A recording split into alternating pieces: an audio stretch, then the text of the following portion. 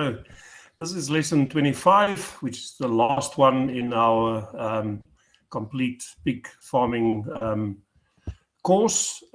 This topic is covering the importance of record keeping and also going through the profitability spreadsheet that we've developed to gauge the profitability of a piggery, if you're planning one, or it can also be used to put into the financial section of a business plan or a loan application and so on. Then we'll go through the profitability spreadsheet.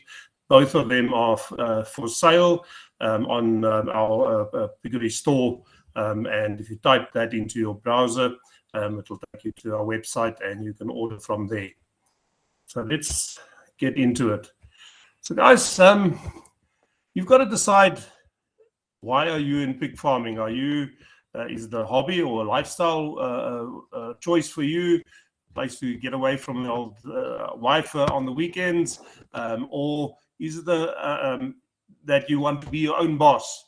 And for me, that was always a big part of my motivation and so on. I wanted to be the master of my own time. I wanted to have the flexibility to spend time with my children and so on while working for myself.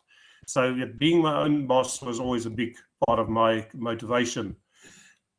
Also, is the supplement to your income, and especially in Botswana, very few farmers do it full time. They work in town, and weekends they go and farm. Now, the thing about pig farming is it is incredibly intensive. The margins, if you do it well, is good. If not, if your efficiencies aren't there, then your chances are that you're going to be losing money instead of making it. So if you want to do it as a supplement to your income and so on, then you've got to train your staff and still be close enough or have somebody to monitor the weekly running of your piggery and so on. Again, that if you leave it, the Zulus have got a saying that it's the eye of the owner that fattens his cattle. Nobody is going to look after your animals like you do, and so on. So decide whether you want to do it as a part-time business, or do you want to do it so that it can replace your income and this is your full-time income and so on. So firstly, then you definitely need to do your sums, see what you can make per pig, and then work out, can I live on that? That if I have a 1 litre a week or 2 litres a week, at what level can I actually stop my full-time work and start doing it full-time pig farming. So the next thing we're going to look at, guys, is the financial spreadsheet. So this can tell you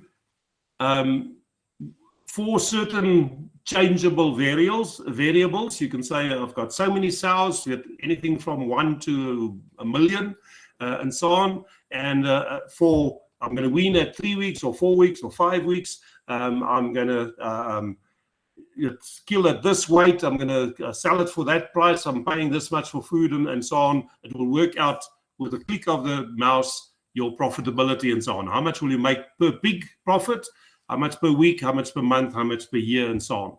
Okay, so at the start here, we've got, now this is the source data. All the other tabs work from this. So do not change this, because then you'll mess up the whole spreadsheet and so on. Actually make a copy of the whole spreadsheet, so you've got a true copy, and if you make a mistake, then you've got a backup and so on. But basically here you can say, listen, I'm weaning on 28 days, or you can change that to 35 or 42 days or whatever, your weaning days or the age at weaning. You can, how long does it take, that herd average that we worked out, you write that in there, and that will work out automatically. So you only fill in the white blocks, do not fill in any colored blocks. There's formulas in there that will work it out for you.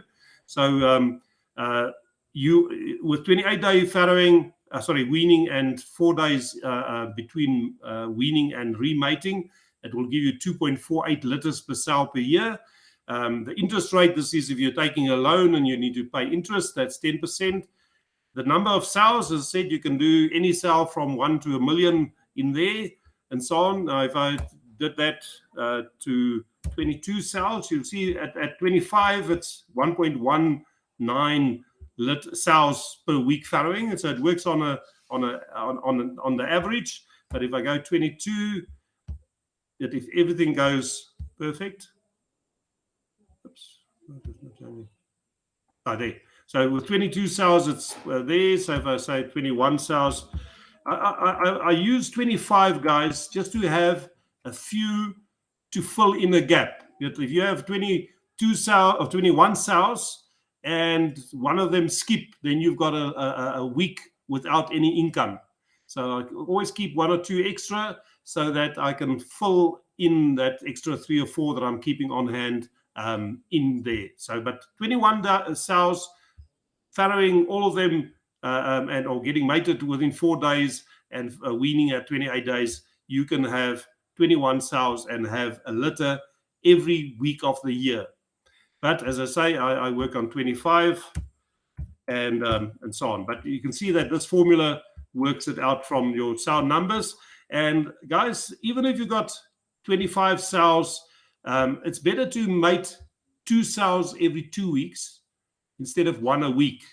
Because if you have 2 sows and one farrows and have 15 babies and the other one has 7, then you can cross foster. It gives you options.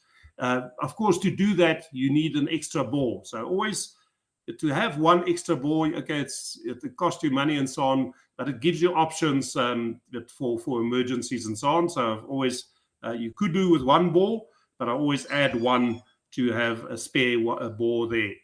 The average litter size, again, if you're doing a draft for a bank, you say, okay, I'm making a profit. If I'm doing 10, even at 9, I'm still making a profit. You can work out your worst case scenario and your best case scenario and say, yep, I can still make money at 7 piglets per litter, but if I'm doing 9 or I'm doing 10, that's how much more I can make if I get per piglets. And it will work it out instantly.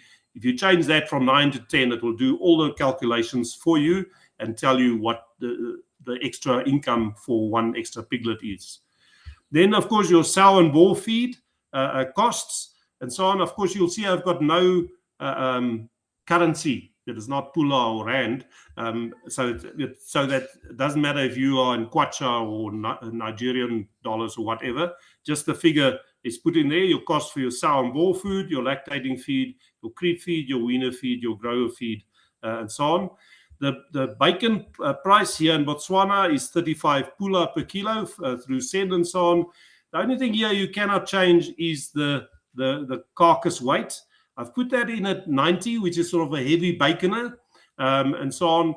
You cannot change that because that will need a change of lines at the bottom here.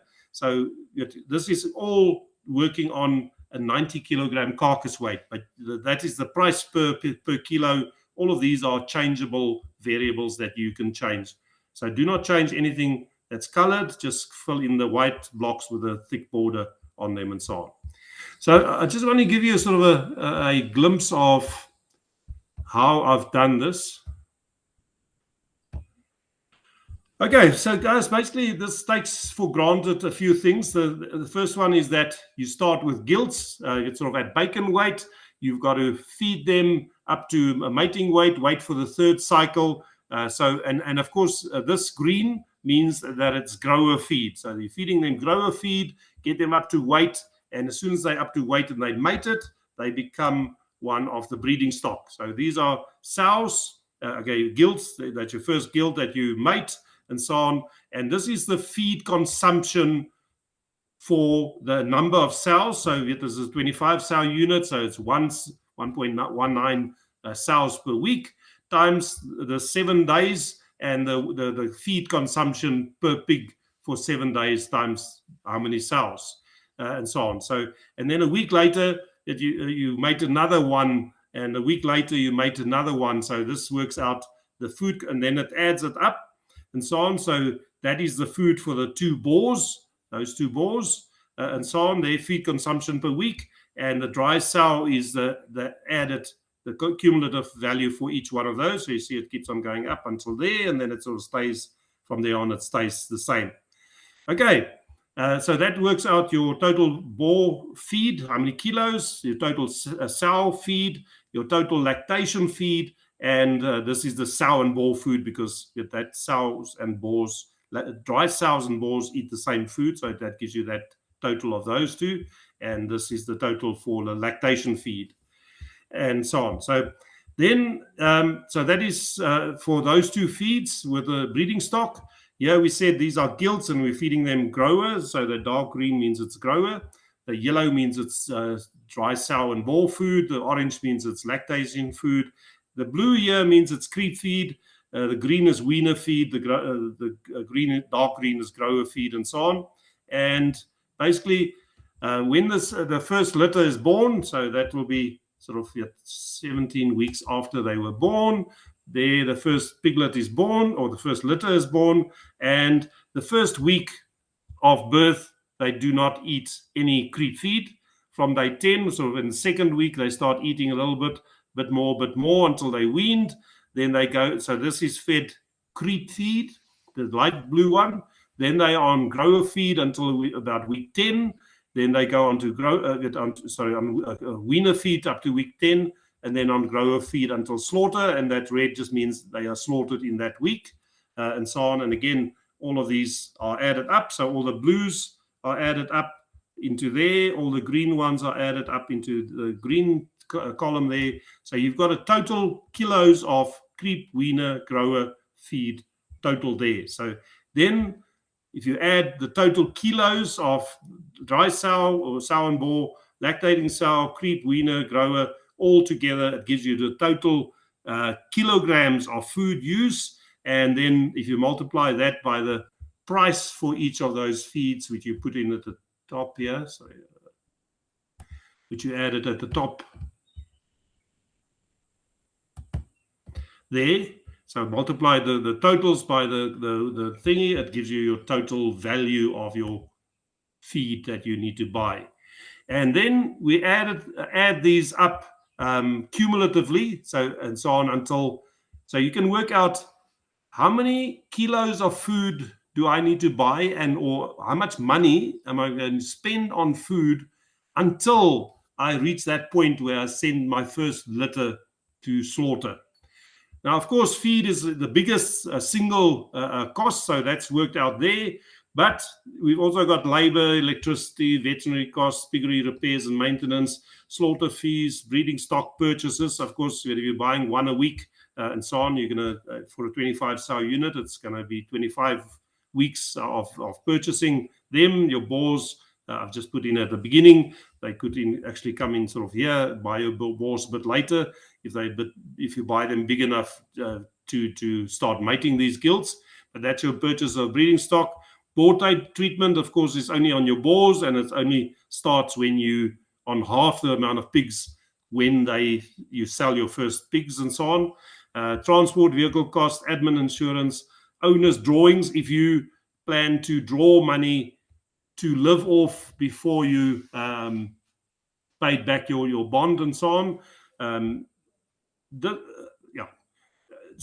then water cost, if you're browsing in water and so on. If you're renting a piggery, you can put the cost in there, and it will, guys, all of these costs are per week. Okay, so here's week 1, week 2, week 3, week 4, week 5, and so on. Then if I add all of these other costs, it comes to that red line there. And then, of course, this expected income at this stage is 0 unless you're selling compost from the poos and so on. And, of course, your weekly balance is a negative amount because you're getting it out, things going out, nothing coming in, so it's a negative amount. Then your cumulative expenses is adding all these negatives together. So you see, whoa, yeah, my God, what I owe the bank is getting bigger and bigger and bigger and bigger until it's, oh, shit, and so on to that stage where you walk circles around your bank. Now, then of course, your cumulative income is nothing and nothing until you reach to that first time when you sell your first things, and then it starts adding that up. And of course, then the difference between the cumulative income and the cumulative expenses and so on is of your gross profit and so on. And this one here is without interest payments, and the next one is with interest payments. We've put in a cost for your building cost for your piggery. That's also added into that first 1 year, plus your total weekly balance, plus your the other costs that you need to start a piggery with for scale and wheelbarrows and all of those kind of things. So here's your capital expenses: power washer for the water blasting your farrowing crates and weaner pens, a scale and crate, pressure pump for washing the grower pens, solar system, water tanks and stand, and so on. So you can put in your costs. It will give you a total. So that cost plus the building costs plus the weekly expenses is all added up in that column. Now, as soon as you start getting an income and so on, you see that line, that total there is red, which means it's a negative amount. Now, the highest point where this negative is the biggest before you start paying it back is, of course, the week before you get your first income from pig sales and so on. But this is gives this that maximum loan amount. So this minus will go up to almost 1 million pula, 969,881 pula. Luckily, President Zuma didn't try reading that because he couldn't. But yeah, almost 1 million pula in expenses before you have your first income. Okay, that includes your building costs, doesn't include your farm purchase and your borehole and so on, but your building of the piggery, the breeding stock, the food, the labor, all your other costs and so on. And there are some columns to add other costs that you might have and so on. But when so this is a negative amount, that maximum loan amount is the turning point where that starts coming down. Let's just go there. This is column AV.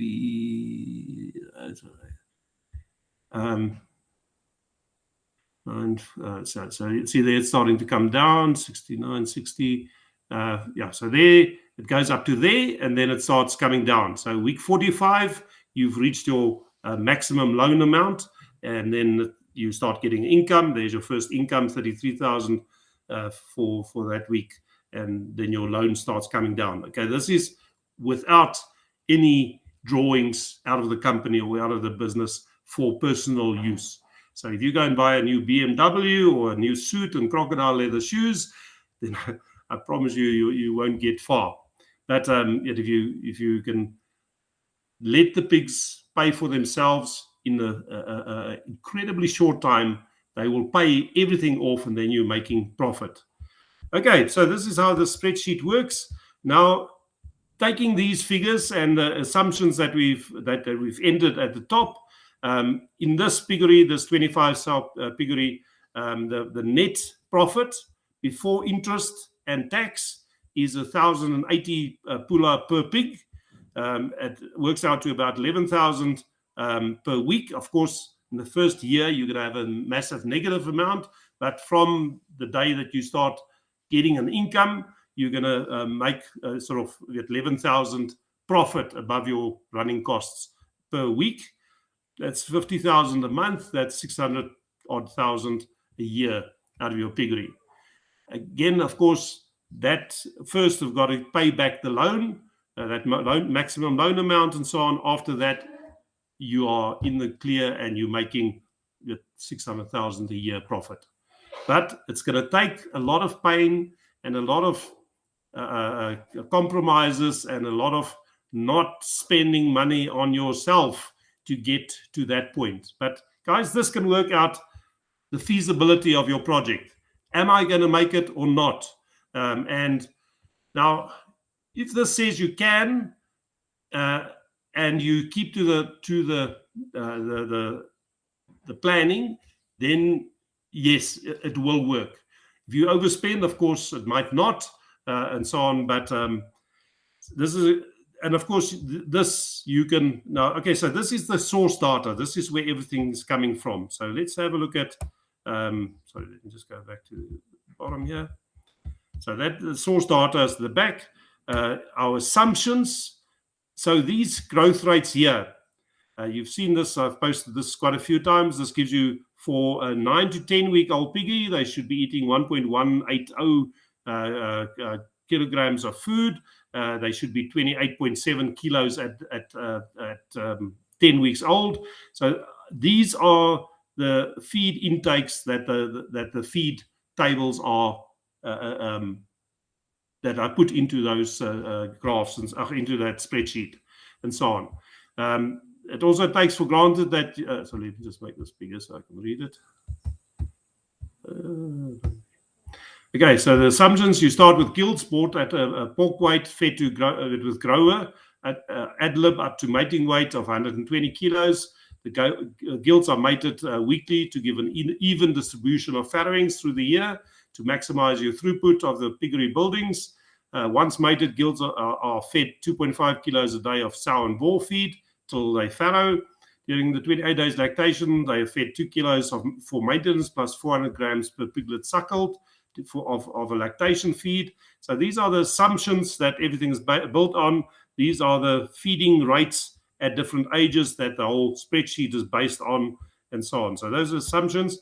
Now, in those source data, if you wanted to change anything there, don't change it in the spreadsheet, change it here, because if you change that to 20 or to 35, it will change the spreadsheet that we just looked at. So this is where you change your variables in the input variables. Okay, so there's 28 days, 4 days into farrowing, the litters per sow per year is 4.8. So there you can put in your own feed prices, you can put in the average litter size, the amount of sows, the interest rate that you're paying here in the input variable tab. So there's also your other weekly expenses. Again, don't type them in your source data, type them in here, your weekly costs for labor.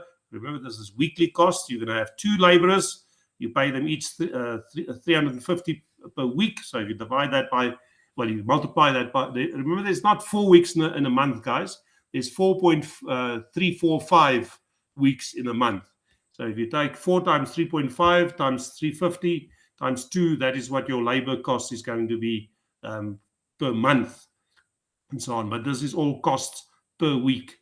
Electricity cost, so here you can change all your weekly expenses and so on.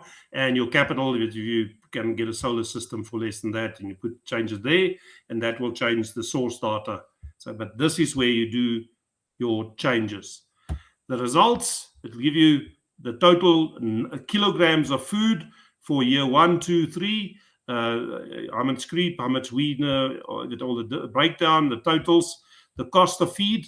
So you have the kilograms times the price. That's your total for year 1. You're going to spend 323,000 pula on feed, almost $1 million in year 2. Then your other costs in your own currency. So you can see none of this have got currencies in, so you can use it in any currency that you've got.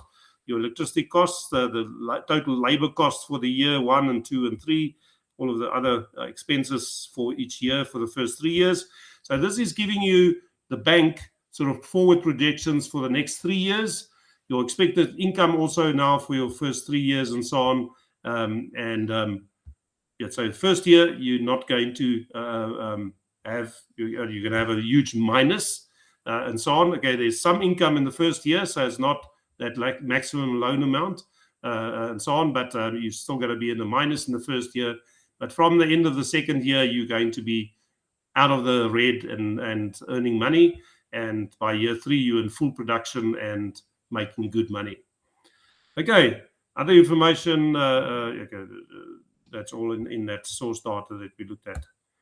So these are financial projections. So this is for year 1, divided in the months of the year. Now in that input data, it also asks you when are you going to start farming, and that will change the months at the top of that. Somewhere. remember where it is now. So yeah, okay, that's your result summary, your financial projections for year for the different years. These are the expenses and how you per month, how much you're spending and so on. So it's just a summary of that spreadsheet and so on. So there's your expense statement. There's your your income statement, your expense statement, and your cash flow statement. And now for year 2, your income statement, your expense statement, and your cash flow for the first, I think it's just done for 3 years. No, it goes up to 5 years. Okay, so you've got income, expenses, and cash flow for the next 5 years projections. And then, yeah, just a sort of a cash flow summary and an income statement summary and so on. Okay, so you can see that these are figures and analysis that you can do to see whether you can make a profit at that level of production and so on. And you can put those figures in, you can use these figures in your business plans in the financial section of your business plan.